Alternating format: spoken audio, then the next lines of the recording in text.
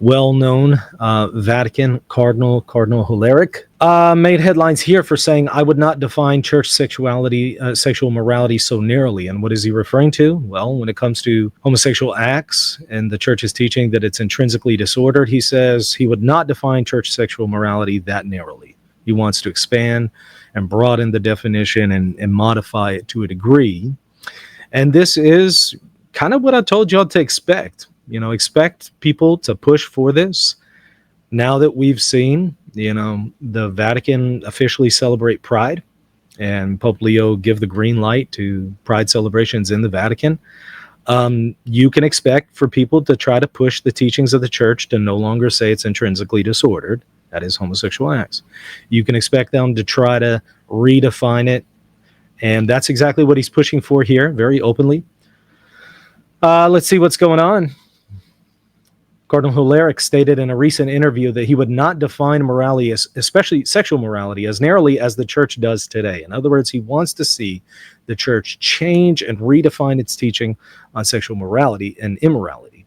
At the same time, the Archbishop of Luxembourg and General Realtor of the multi-year Synod on synodality under Pope Francis affirmed that morality is essential. We cannot do without it.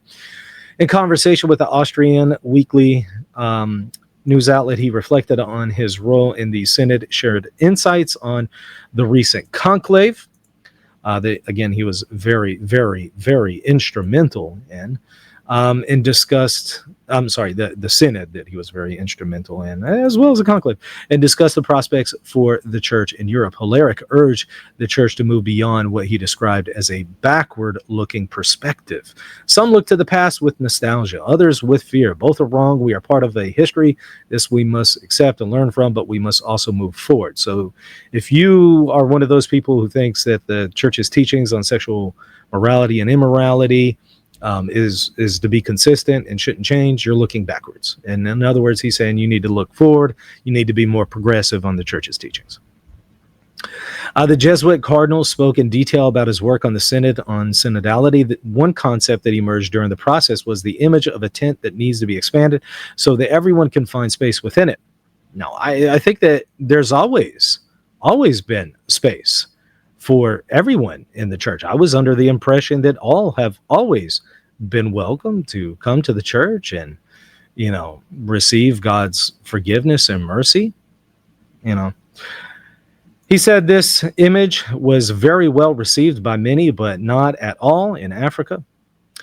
Their people said, a tent reminds us of refugee camps. We want to move beyond tents in Africa. The preferred image was that of a family.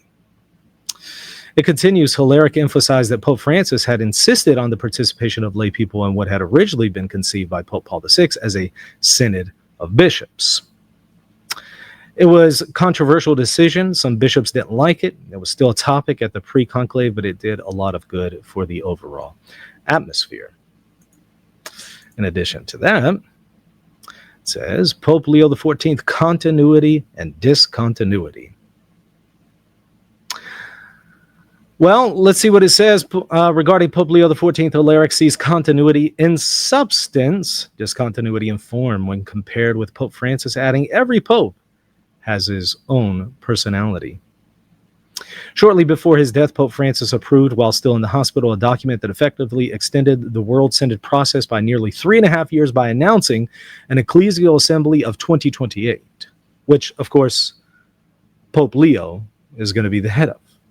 Although Pope Leo XIV has since confirmed the plan, it remains unclear what exactly such an ecclesial assembly will entail. Well, I do think that we can know, however, it's going to be in continuity with Pope Francis. He has been very, very, very clear about that on synodality, its model, and also Pope Francis's vision for the church. He's been very clear he's going to keep that going.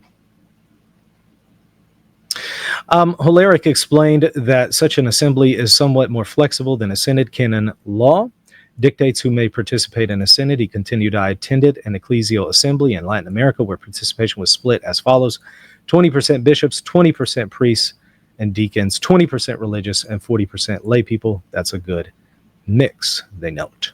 And more to come on this, but that just gives enough to introduce you to the conversation. Perhaps we're going to see more about it in 2028 or maybe even before then.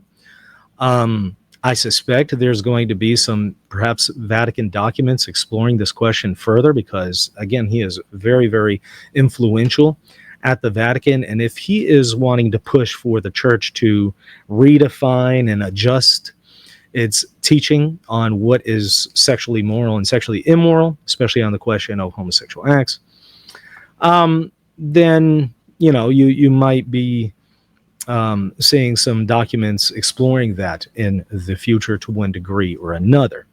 Now, some are going to say, they'll believe it when they see it. Others are saying, well, look, the writing is already on the wall. So I guess we'll find out soon. We certainly are seeing in practice this stuff is being allowed. It's being tolerated. There's openly bishops celebrating pride masses and liturgies with female Anglican, lesbian priestesses at Catholic churches. There doesn't appear to really be any kind of disciplinary measures being taken by the Vatican. Instead of that, there's actually been a green light to celebrate pride at the Vatican recently. So I don't know. Is it going to end there, or are there going to be pushes for more statements on this in Vatican dicasterial documents in the future?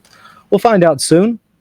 But I will keep you up to date with any more updates that come about on any of these situations. But if you want to be up to date, make sure to hit that like button, hit the subscribe button, and hit the bell for notifications so you know when I go live or release another video. And of course, drop your thoughts there in the comment section. Do you think this stuff is good for the church or unhealthy? I'd love to hear from you.